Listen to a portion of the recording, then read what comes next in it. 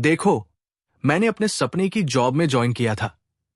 Perfect salary, perfect company, perfect city, सब कुछ perfect था। लेकिन ठीक 6 महीने बाद मैंने अपने आप को एक ऐसी जगह पाया जहां मुझे सांस लेना भी मुश्किल लगने लगा। और वो वजह था एक आदमी, मेरे बॉस। आज मैं तुम्हें बताऊंगा कि कैसे मेरे एक फैसले ने मेरी पूरी जिंदगी बदल दी। पर पहले ये स्टोरी सुनो। मेरा नाम अर्जुन है, 26 साल, सॉफ्टवेयर इंजीनियर, बेंगलुरु में रहता हूं। दिल्ली से ही बेंगलुरु शिफ्ट किया था जब मुझे एक टॉप आईटी सर्विस कंपनी में ऑफर मिला।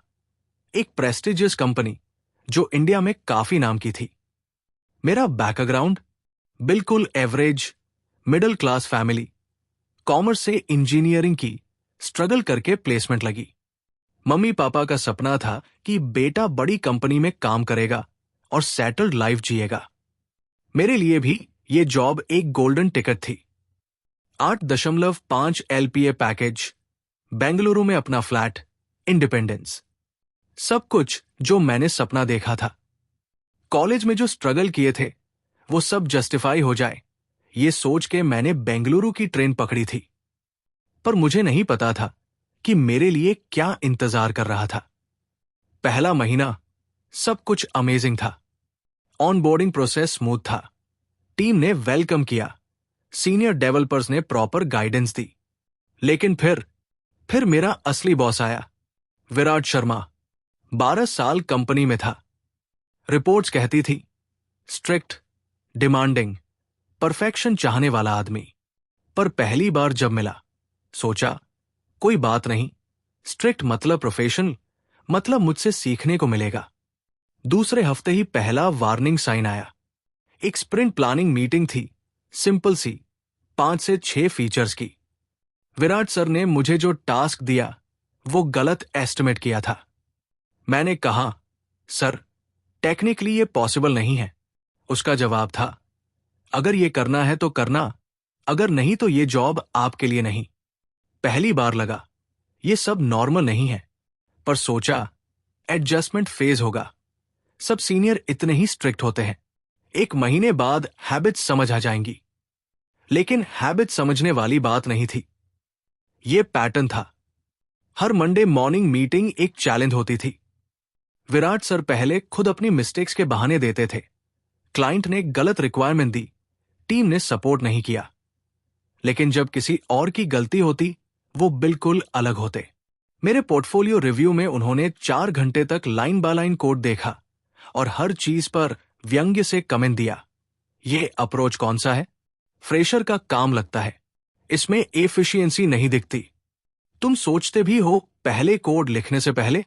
उस दिन मेरे 8 घंटे का काम स्क्रूटनाइज हुआ और उसमें शायद एक भी चीज गलत नहीं थी। पर इतनी कोशिश की जाती थी कि दिखाया जाए अच्छा काम नहीं है। फिर स्लैक मैसेज शुरू हुए। विराट सर रात के 12 बजे अर्जेंट मैसेज भेजते थे। Have you pushed the code? Why is this not merged? This bug should have been during testing. हर मैसेज में छिपा हुआ क्रिटिसिज्म होता था। और मैंने नोटिस किया सीनियर्स को वो मैसेज नहीं भेजते थे, बस मुझे। फ्राइडेज को एंड ऑफ वीक रिव्यू होता था। एक कॉफी रूम में बैठते थे विराट सर और मैं, और वो कैजुअल टोन में बातें सुनाते थे। तुम देखो, मार्केट में बहुत आईटी प्रोफेशनल्स हैं, इससे बेहतर कैंडिडेट्स भी मिल जाते हैं कंपनी को। ये बात साफ साफ कहती थी कि मेरा परफॉर्मेंस कमजोर है। मेरी रिपोर्ट्स को वो अलग से ट्रैक करते थे और ऑफिस के बाहर जाकर मेरे बारे में बातें करते थे। फिर एक दिन आया, तीसरा महीना, परफॉर्मेंस रिव्यू क्वार्टर में। विराट सर ने मेरा रिव्यू लिखा था, below expectations on multiple fronts, technical depth lacking, collaboration needs improvement. वो कागज का टुकड़ा मेरे लिए डूम जैसा था। लगा सब खत्म। मुझे PIP दे दिया गया, परफॉर्मेंस इंप्रूवमेंट प्लान, 12 हफ्तों का, और टारगेट्स इतने अनरियलिस्टिक कि पूरे करना नामुमकिन था। फिर शुरू हुआ स्पाइरल। पहला ब्रेकडाउन ऑफिस के टॉयलेट में। 6 महीने बेंगलुरु में था और पहली बार रो पड़ा। किसी से नहीं कहा, बस 1 घंटे में खुद को कंट्रोल करता रहा। नींद नहीं आती थी। रात को 2-3 बजे तक जागता रहता। विराट सर की बातें बार बार दिमाग में घूमती। अगर मैंने ये अलगा से एक्सप्लेन किया होता तो, अगर मैंने फीचर जल्दी डिलीवर किया होता। एक रात मां को फोन किया, सब कुछ नहीं बताया, बस कहा, मां, मुझे थकान लग रही है। मां ने मेरी आवाज में दर्द सुन लिया। मां होती है ना, समझ जाती है।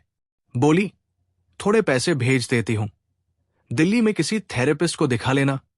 पर मैंने नहीं सुना। फिर एक मीटिंग में मैंने एक सजेशन दिया। अच्छा था, टेक्निकली साउंड था। विराट सर ने तुरंत रिजेक्ट कर दिया। बोले, इसीलिए हमारे पास सिस्टम डिजाइन रिव्यू है, ताकि हाफ बेक्ड आइडियाज सामने ना आए। और बोले, आप अपनी लेन में रहिए, पहले दूसरों से सीखिए। मेरे कॉलिग रोहन ने बाद में कहा, यार, वो लोग तो अंदर भी तेरे ही बारे में बात कर रहे हैं।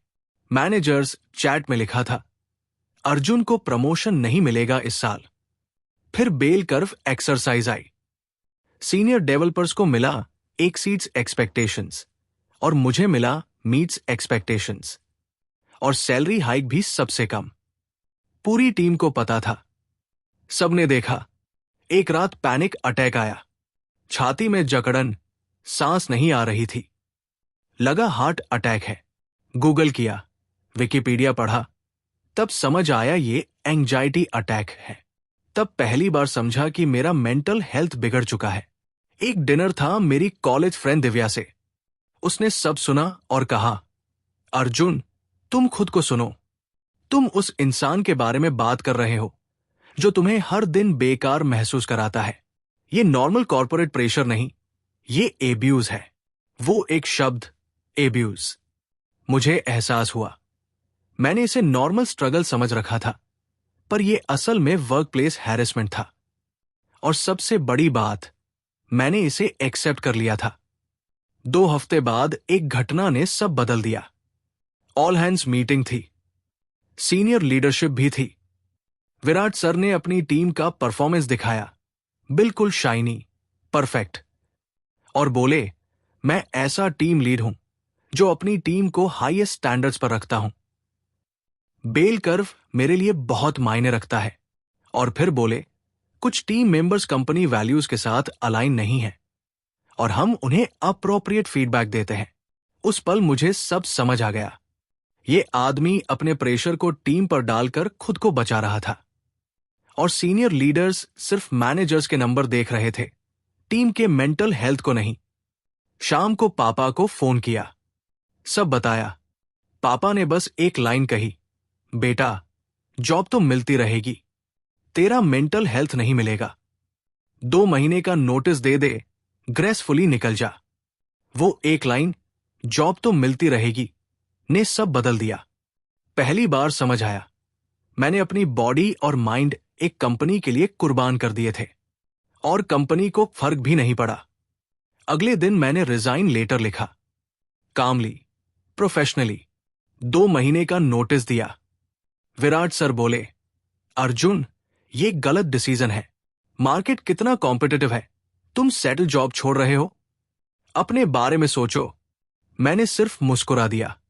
2 महीने बाद का टाइम अलग था, लेकिन पीसफुल। नींद आने लगी, एंजाइटी कम हुई। थेरेपिस्ट से मिला और समझा, ये सब text book toxic work place था। अब 8 महीने बाद मैं एक स्टार्टअप में हूं। सैलरी आधी है, लेकिन माहौल अलग है। बॉस मेरा नाम याद रखता है, 1-1 में गाइड करता है, और मिस्टेक्स नॉर्मल मानी जाती है। मेंटल हेल्थ, अब वो मेरी प्रायोरिटी है। थेरेपी जारी है, स्लिप शेड्यूल फिक्स है, जिम ज्वाइन किया है। अब सोचो, इस सबसे क्या सीखा? मैंने 5 बातें समझी। 1, वार्निंग साइन को इग्नोर मत करो। अगर कोई मैनेजर बार बार तुम्हारा काम डाउन प्ले करता है, सिर्फ तुम्हें ही क्रिटिसाइज करता है या पब्लिकली नीचा दिखाता है, ये रेड फ्लैग्स है। 2, अपना मेंटल हेल्थ ट्रैक करो।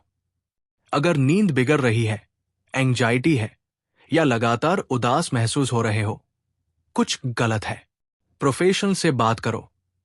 थेरेपी कमजोरी नहीं, समझदारी है। 3, अपनी परफॉर्मेंस को वेरीफाई करो।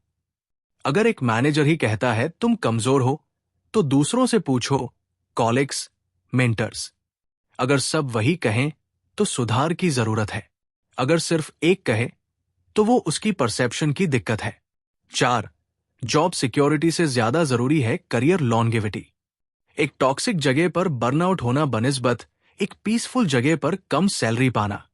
कम सैलरी ज्यादा फायदेमंद है। 5. डिसीजन में अपने सपोर्ट सिस्टम को शामिल करो।